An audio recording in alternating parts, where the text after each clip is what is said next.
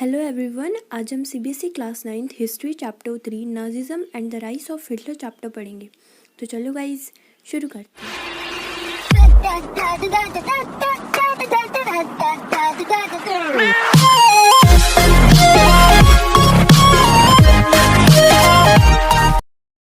शुरू करते हैं। तो ये जो वर्ड है हिटलर, ये आपने अपनी लाइफ में बहुत बार सुना होगा। तो ये हिटलर था कौन? एक्चुअल में ना ये जर्मनी से बिलोंग करता था। एक ऐसा टाइम आया जब ये जर्मनी का लीडर बन गया था।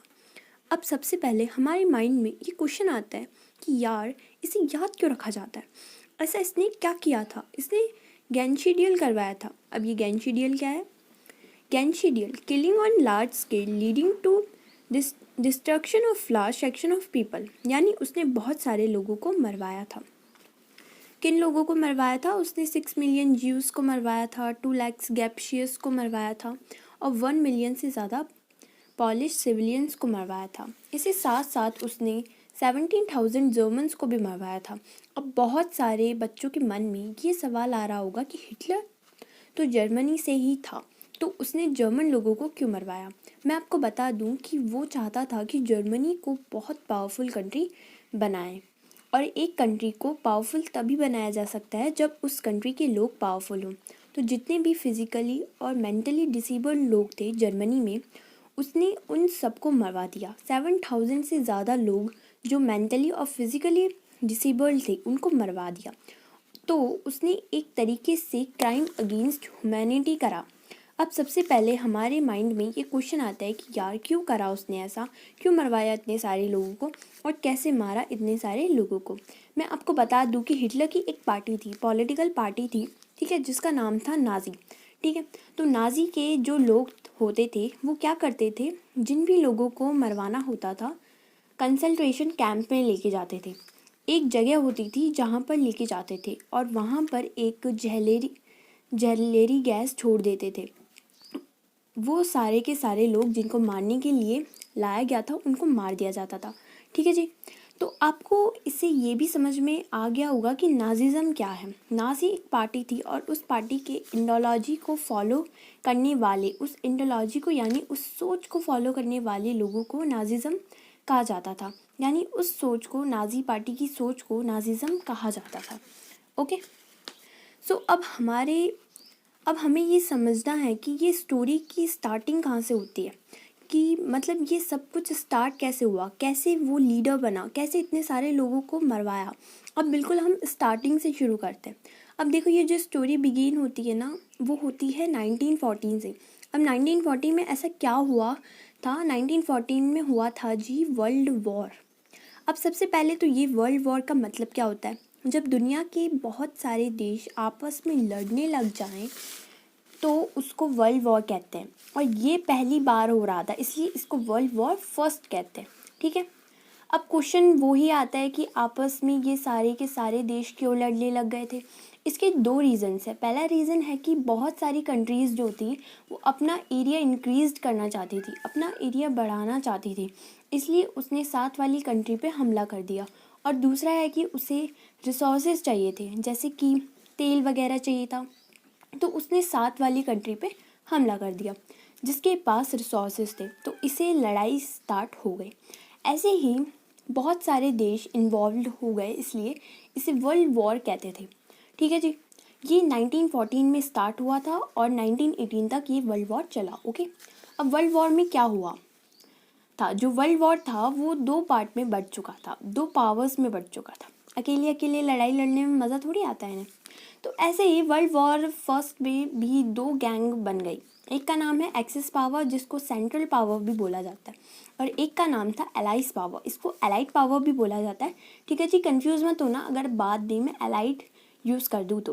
ठीक है, इसकी जगह, ठीक है, एलाइड पावर में कौन सी कंट्रीज़ थी? इंग्लैंड, फ्रांस और रशिया। ठीक है, इन तीनों का ही नाम याद रखना अभी। और जो एक्सिस पावर में थे वो थे एस्टोरियन एम्पायर, ऑटोमन एम्पायर और जर्मन एम्पायर। ठीक है, अभी एम्पायर क्या होता है? एम्पायर का मतलब क्या होता है? जिसमें क्या हो, बहुत सारी स्टेट्स को मिलाकर बनाया गया हो, छोटे छोटे पार्ट्स को मिलाकर बनाया हो, और जहाँ पर राजा का राज चलता हो।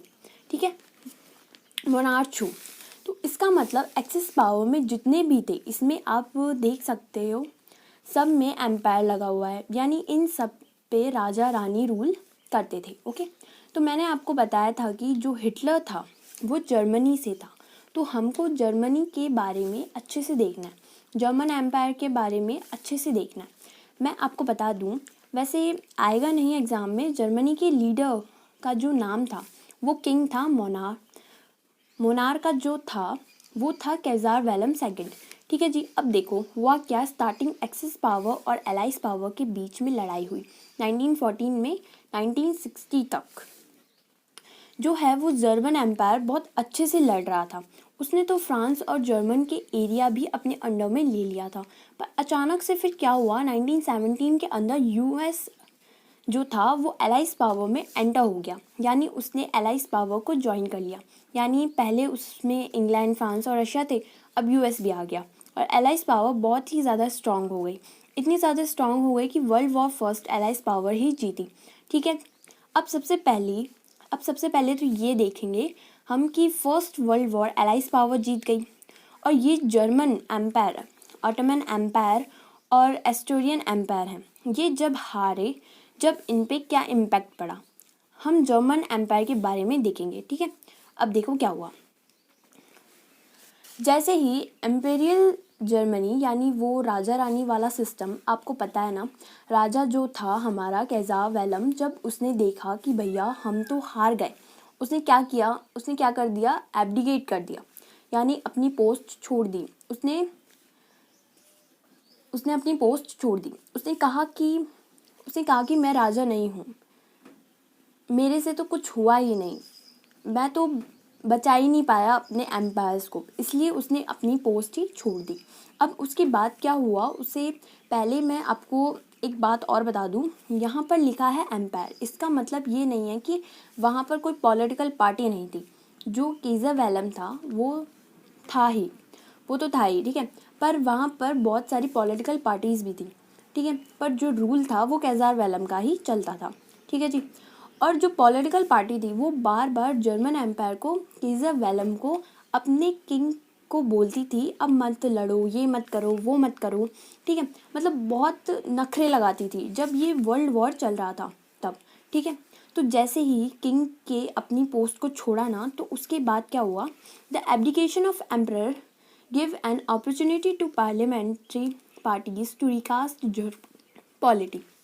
अब उन्होंने क्या किया, उन्होंने इस चीज़ का फ़ायदा उठाया कि उन्होंने पार्लियामेंट्री जो पार्टीज़ थी, जो पॉलिटिकल पार्टीज़ थी जर्मनी के अंदर, उन्होंने फ़ायदा उठाया और जर्मन की बिल्कुल पॉलिटिक्स चेंज कर दी। उन्होंने क्या किया, जर्मनी जो कि एक मोनार्क था, जो राजा रानी के अंडर आता था पहले, अब उसको डेमोक्रेसी बनाने का सोचा। डेमोक्रेसी का मतलब अब कोई राजा रानी नहीं है, वहाँ पर कॉन्स्टिट्यूशन आ गया, यानी पहले राजा रूल करता था, अब ऐसे नहीं है, अब कॉन्स्टिट्यूशन लिखा जाएगा। ठीक है, अब उसके बाद क्या हुआ,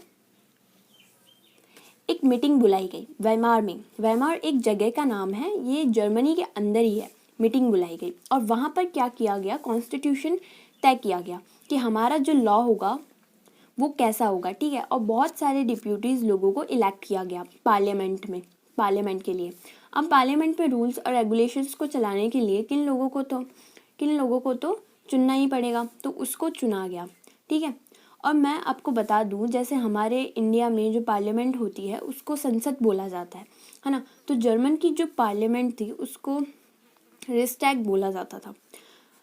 तो रिक्सटैग में कौन कौन लोग बैठेंगे, ठीक है, हमारी डेमोक्रेसी के कौन कौन से लीडर होंगे जर्मनी के, उसको चुनने के लिए क्या किया गया, इलेक्शंस करवाए गए। जो इलेक्शंस करवाए गए उसमें वोटिंग राइट्स सबको दिए गए। ठीक है, यानी यूनिवर्सल एडल्ट फ्रेंचाइज का यूज़ किया गया। 18 ईयर्स से ऊपर सब वोट दे सकते हैं, इंक्लूडिंग वुमेन को भी वोटिंग राइट दिया गया कि आप भी जो लीडर है वो चुन सकते हो। ठीक है जी, बट मैं आपको एक बात बता दूं कि but this Republic was not largely supported by it's oven people. देखो, आपको ये तो पता है कि जो राजा रानी वाला सिस्टम होता है वो अच्छा नहीं होता। ठीक है, लोगों को तो खुश होना चाहिए था कि राजा रानी वाला सिस्टम हट चुका है, वहाँ पर डेमोक्रेसी आ गई है, अब लोगों को राइट्स मिलेंगे। पर बहुत सारे लोग जो थे वो हमारे इस रिपब्लिक से, जो वेइमार में रिपब्लिक और ये डेमोक्रेसी बनी थी, उससे वो लोग बहुत बड़े लेवल पर नाखुश थे। क्यों नाखुश थे? क्यों जी? ऐसा क्या हुआ था जैसे वो नाखुश थे? ऐसा क्या हुआ था जिससे वो नाखुश थे? इसका रीज़न है peace treaty at Versailles with allies power. ये है क्या? इसका मतलब क्या है? जब एलाइस पावर जीती थी ना, तो उसने कहा कि भाई हमारा बड़ा नुकसान हुआ है, बहुत सारे लोग मारे हैं हमारे, और ये जो इतनी बड़ी लड़ाई हुई है इसका खामियाजा तो किसी ना किसी को तो चुकाना पड़ेगा, कुछ ना कुछ तो पे करना पड़ेगा। तो अब हुआ क्या, एक एग्रीमेंट किया गया। उसमें ये बोला गया कि इसमें जो भी हुआ है वो जर्मनी की वजह से हुआ है, ये जो वर्ल्ड वॉर हुआ है ये जर्मनी की वजह से हुआ है, तो जर्मनी को इन सब की भरपाई करनी पड़ेगी। यानी जो भी नुकसान हुआ है वो जर्मनी ही पे करेगा। इंग्लैंड का जो नुकसान हुआ है, फ्रांस का जो नुकसान हुआ है, रशिया का, यूएस का जो भी नुकसान हुआ है वो जर्मनी ही पे करेगा। इसके लिए क्या बनाया गया, एक एग्रीमेंट बनाया गया, और उस एग्रीमेंट पे साइन किया था वेइमार रिपब्लिक ने। यानी हमारी जो ये नई डेमोक्रेसी आई थी ना, डेमोक्रेसी के जो लीडर आए थे उन्होंने साइन किया था। ठीक है, लोग तो पहले ही इनसे इतना गुस्सा थे कि आपको पता है, मैंने अभी अभी बताया था, जब ये जो लड़ाई हो रही थी, ये वर्ल्ड वॉर 1 चल रहा था ना, जब हमारे जो किंग थे कैज़ार वेलम था, उसके बाहर उसको बार बार पॉलिटिकल लीडर छेड़ते थे, अब ये मत करो, वो मत करो, लड़ो मत।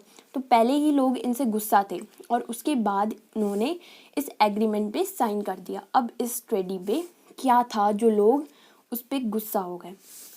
पहली बात तो ये कि जर्मनी को एग्रीमेंट में ये लिखा हुआ था कि जो जर्मनी है उसको अपनी सारी की सारी ओवरसीज़ कॉलोनीज़ को छोड़ना पड़ेगा।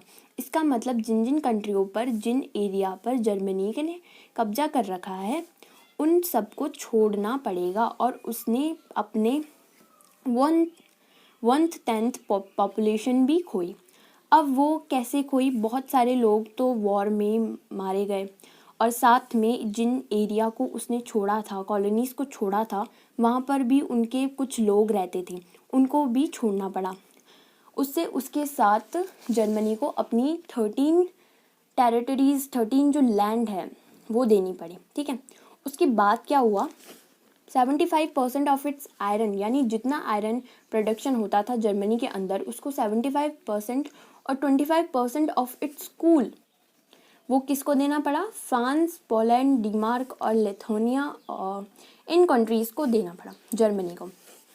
ठीक है, और जो डैमेज वगैरह हुआ है वॉर में, जितना भी नुकसान हुआ है एलाइड पावर का, उसके लिए 6 बिलियन पाउंड देना पड़ेगा जर्मनी को। ये बात भी लिखी गई उस एग्रीमेंट में।